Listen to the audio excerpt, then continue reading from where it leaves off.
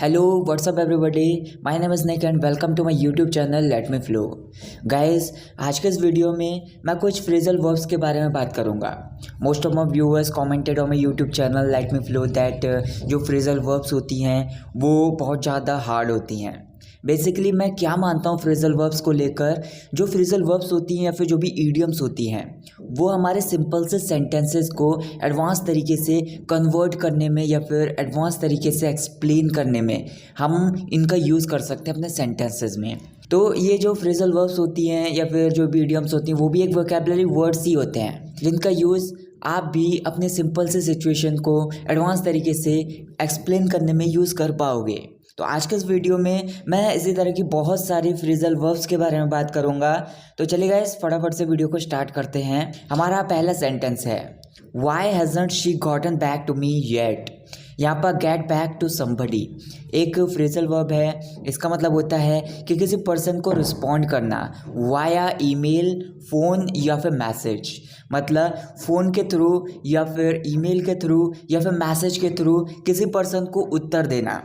तो जैसे आपकी कोई दोस्त है, आपने उसे कॉल की तो उसने आपकी कॉल को नहीं उठाया, लेकिन कुछ देर के बाद उसने उस कॉल का रिप्लाई नहीं दिया या फिर उस कॉल को रिस्पॉन्ड नहीं दिया।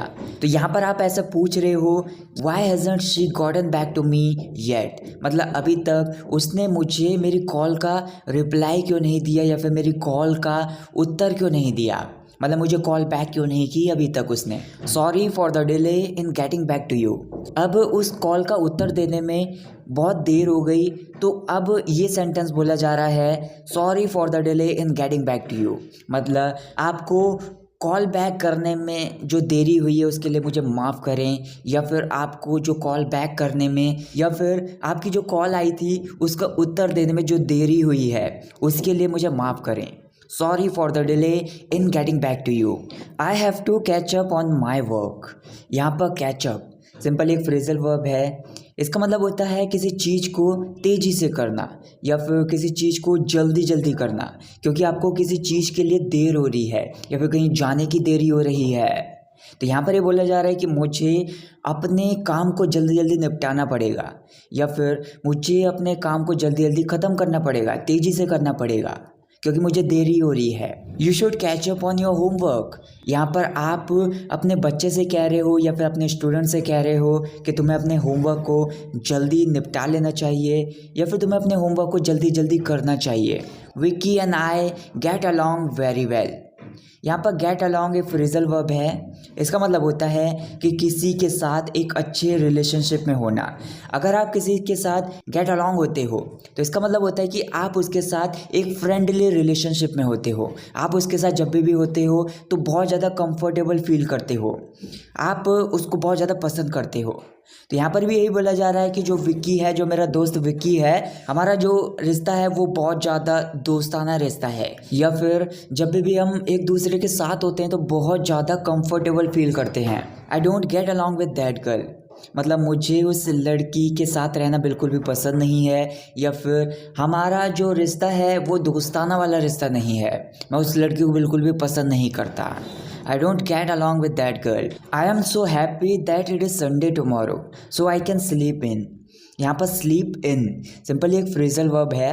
नॉर्मली दिनों में जो हम सुबह तक सोते हैं, जैसे सपोज करो कि आप सुबह 6 बजे उठ जाते हो रोज़, लेकिन जब संडे आता है या फिर कोई भी वीकेंड का वाला दिन आता है जिस दिन आपको ज़्यादा काम करना नहीं होता या फिर आपको कहीं ऑफिस जाने की ज़रूरत नहीं पड़ती, तो उस टाइम पर आप सुबह तक लंबे टाइम तक सोते हो। बेसिकली आप सुबह 6 बजे उठ जाते हो, लेकिन उस दिन आप 7 बजे उठते हो या फिर 8 बजे उठते हो या फिर 9 बजे उठते हो, तो उस टाइम पर आप स्लीप इन करते हो, क्योंकि नॉर्मली दिनों से सुबह के टाइम में ज़्यादा लंबे समय तक सोते हो। तो यहाँ पर भी यही बोला जा रहा है कि मैं बहुत ज़्यादा खुश हूँ क्योंकि कल संडे है, सो आई कैन स्लीप इन, इसीलिए मैं सुबह सो सकता हूँ लंबे समय तक। नॉर्मली दिनों में मैं जल्दी उठ जाता हूँ, लेकिन कल संडे है तो इसीलिए मैं बहुत ज़्यादा खुश हूँ क्योंकि मैं कल सुबह लंबे समय तक सोऊंगा, आराम से उठूँगा 8 बजे या फिर 9 बजे। जैसे सपोज़ करो आपको कहीं इंटरव्यू के लिए जाना है तो वहाँ के लिए कोई भी बस नहीं जाती, तो आप ऐसा बोल रहे हो I need to figure out how to get there, मतलब जहाँ पर मुझे इंटरव्यू के लिए जाना है वहाँ के लिए कोई भी बस नहीं जाती। तो ये जो परेशानी मैं फेस कर रहा हूँ, इस परेशानी को फेस करते हुए मुझे किसी स्कूटी का इंतज़ाम करना पड़ेगा या फिर किसी बाइक का इंतज़ाम करना पड़ेगा या फिर कोई ऐसा पर्सन ढूंढना पड़ेगा जो मुझे वहाँ तक छोड़ दे। तो ये जो परेशानी मैं फेस कर रहा हूँ वहाँ पहुँचने के लिए, तो मैं इस परेशानी का सॉल्यूशन निकालने की ज़रूरत है या फिर इस परेशानी के बारे में मुझे सोचने की ज़रूरत है। I need to figure out what to wear. Suppose करो आज रात को आपको कहीं पार्टी के लिए जाना है और आपके सारे कपड़े बिना धुले हुए हैं, तो आप इस परेशानी में पड़ गए हो कि आज रात पार्टी में आप क्या पहनोगे। तो क्या पहनोगे, तो मैं जो ये परेशानी फेस कर रहा हूँ कि आज रात को पार्टी में मैं क्या पहनूंगा, तो इस परेशानी का हल निकालने की मुझे ज़रूरत है या फिर इस परेशानी के बारे में मुझे सोचने की ज़रूरत है। I need to figure out what to wear. If you don't know the meaning of this word, look it up on Google. यहाँ पर लुकअप एक फ्रेजल वर्ब है। इसका मतलब होता है किसी जानकारी को ढूंढना। ज़्यादातर अगर हमें कोई भी जानकारी ढूंढनी होती है तो सिंपली हम गूगल पर सर्च कर लेते हैं और वहाँ से उस इन्फॉर्मेशन को ग्रैब कर लेते हैं। तो यहाँ पर ये बोला जा रहा है कि अगर तुम्हें इस वर्ड की मीनिंग नहीं पता है या फिर इस वर्ड की मीनिंग अगर तुम नहीं जानते हो तो गूगल पर इस जानकारी को ढूंढ लो या फिर गूगल पर इस जानकारी को खोज लो। If you don't know the meaning of this word, look it up on Google. I'm trying to cut back on sugar these days. यहाँ पर cut back on एक फ्रेजल वर्ब है। इसका मतलब होता है किसी चीज़ को कंज्यूम करना कम कर देना। मतलब पास्ट में आप किसी चीज़ का बहुत ज़्यादा सेवन किया करते थे, लेकिन अब आपने उसकी मात्रा बहुत ज़्यादा घटा दी है या फिर उसका सेवन करना कम कर दिया है। तो यहाँ पर ये बोला जा रहा है कि आजकल मैं शुगर का जो मात्रा मैं लिया करता था या फिर चीनी की मात्रा जो मैं पहले लिया करता था उसको घटाने की कोशिश कर रहा हूँ, उसको कम कंज्यूम करने की कोशिश कर रहा हूँ। Walking to work can help you to cut back on fuel cost. मतलब अगर तुम अपने ऑफिस पर या फिर जहाँ पर भी आप काम करते हो वहाँ पैदल जाओगे तो आपके फ्यूल की जो कीमत है या फिर आपके फ्यूल का जो कॉस्ट है उसको कम करने में ये आपका मदद करेगी। Hi, can you help me at this moment, bear with me a minute please. मतलब यहाँ पर एक फ्रेजल वर्ब है बेयर विद समबडी। इसको हम उस सेंस में बोल सकते हैं जैसे किसी से ये कहने के लिए कि धैर्य रखो या फिर थोड़ी देर इंतज़ार करो। यहाँ पर कोई पर्सन किसी से पूछ रहा है कि हाय, क्या इस समय तुम मेरी मदद कर सकते हो।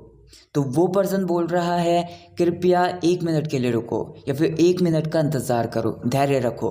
Bear with me a minute please, I will pop into a coffee shop. यहाँ पर पॉप इनटू प्लस लोकेशन। इसका मतलब होता है कि किसी जगह पर थोड़े टाइम के लिए जाना या फिर किसी जगह पर थोड़े समय बिताने के लिए कहीं जाना। तो यहाँ पर ही बोला जा रहा है कि कॉफ़ी शॉप में मैं थोड़े समय के लिए जाऊँगा क्योंकि मैं कॉफ़ी पीना चाहता हूँ। तो मैं कॉफ़ी शॉप में जाऊँगा, वहाँ पर कॉफ़ी पीऊँगा और कॉफ़ी पीने के बाद बाहर आ जाऊँगा। मतलब मैं कॉफ़ी शॉप में थोड़े समय के लिए जाऊँगा या फिर कॉफ़ी शॉप में थोड़ा टाइम स्पेंड करने के लिए जाऊँगा। I will pop into a coffee shop. I am going to pop into my friends shop and see hello. मतलब मैं अपने दोस्त की एक शॉप पर या फिर मेरे दोस्त की एक दुकान है तो मैं अपनी दोस्त की दुकान पर उससे हेलो करने के लिए जाऊंगा। मतलब थोड़े समय के लिए जाऊंगा, उससे हेलो कहूँगा, थोड़ी सी बातचीत करूँगा और वहाँ से वापस आ जाऊँगा। मतलब मैं अपने दोस्त की दुकान पर थोड़ा समय बिताऊँगा। अब running out of my time, यहाँ पर रन आउट ऑफ एक फ्रेजल वर्ब होती है। इसका मतलब होता है किसी चीज़ की सब कुछ यूज़ कर देना, मतलब उसका बहुत ही थोड़ा सा बचना, मतलब उसकी और ज़्यादा ज़रूरत होना, ऐसे बोल सकते हैं। तो यहाँ पर ये बोला जा रहा है कि मुझे समय की बहुत ज़्यादा ज़रूरत है या फिर मेरा जो समय है वो बहुत ज़्यादा कम हो रहा है। इस सेंस में भी आप इसका यूज़ कर सकते हैं। I can't bake chapatis because I have run out of flour. इसका मतलब ये है कि मैं चपाती नहीं बना सकता, मैं रोटियां नहीं बना सकता क्योंकि जो आटा है वो सारा का सारा ख़त्म हो चुका है या फिर मुझे आटे की और ज़्यादा ज़रूरत है रोटियां बनाने के लिए। She keeps coming up with lame excuses. यहाँ पर to come up with something एक फ्रेजल वर्ब है। इसका मतलब होता है किसी चीज़ के बारे में सोचना या फिर किसी चीज़ के बारे में कोई विचार सोचना। लेम एक्सक्यूजेस इसका मतलब होता है फालतू के बहाने जिन पर विश्वास करना बहुत ज़्यादा मुश्किल होता है। तो यहाँ पर ये बोला जा रहा है कि वो फालतू के बहाने बनाती रहती है या फिर फालतू के बहाने सोचती रहती है या फिर उसके माइंड में फालतू के बहाने आते रहते हैं जिन पर विश्वास करना बहुत ज़्यादा मुश्किल हो जाता है। Can you find a way to get around this problem. यहाँ पर गेट अराउंड एक फ्रेजल वर्ब होती है। इसका मतलब होता है किसी परेशानी को हैंडल करना या फिर किसी परेशानी को सॉल्व करना, किसी परेशानी को सॉल्व करने का रास्ता ढूंढ निकालना, ऐसे सेंस में बोल सकते हैं। तो यहाँ पर ये बोला जा रहा है कि इस परेशानी को सॉल्व करने का रास्ता क्या आप निकाल सकते हो। गेट अराउंड को हम एक अलग सेंस में भी बोल सकते हैं, जैसे ही gets around with the help of a stick, मतलब वो एक जगह से दूसरी जगह एक स्टिक के माध्यम से जाता है, एक छड़ी के माध्यम से जाता है। तो गेट अराउंड को हम एक अलग सेंस में भी बोल सकते हैं। इसका मतलब ये भी हो सकता है कि एक जगह से दूसरी जगह पर जाना। After seeing the ferocious dog I backed away. यहाँ पर बैक अवे एक फ्रेजल वर्ब है। इसका मतलब होता है गो बैकवर्ड्स, मतलब पीछे की तरफ जाना या फिर पीछे की तरफ हटना। तो यहाँ पर ये बोला जा रहा है कि बहुत ज़्यादा खूंखार कुत्ते को देखने के बाद मैं पीछे हट गया या फिर मैं पीछे की तरफ चला गया।